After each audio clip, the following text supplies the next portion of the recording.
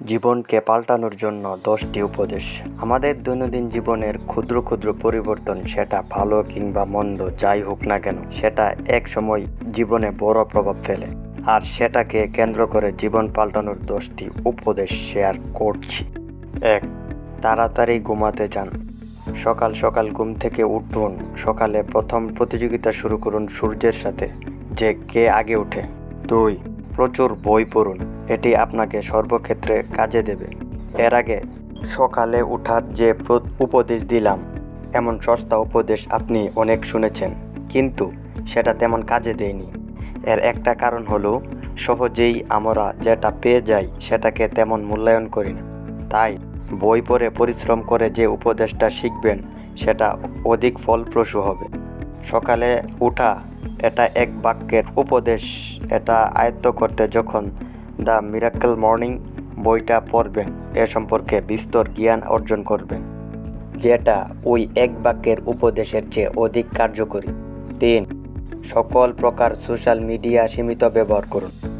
ভাবছেন, ফেসবুক আসক্ত হয়ে পড়েছি, বের হতে পারছি না। আপনি এই না শব্দটা মনে গেঁথে নিয়েছেন বলে বের হতে পারছেন না। সব কিছু জেরে হাত মুষ্টিবদ্ধ করে বলুন, আমি পারবো, আমি পারবো।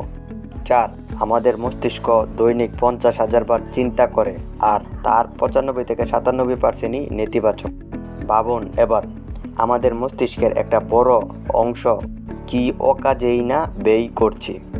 তাই নেতিবাচক চিন্তা পরিহার করুন। 5. প্রতিদিন ডায়েরি লিখুন। সেটা 1 লাইন হলেও তারপরও লিখুন। 6. শরীর চর্চা করুন।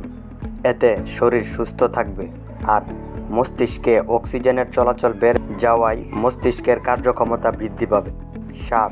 ছোটোখাটো সমাজসেবামূলক কাজে জড়িত থাকুন, তাহলে মনের খোরাক যোগাবে। 8.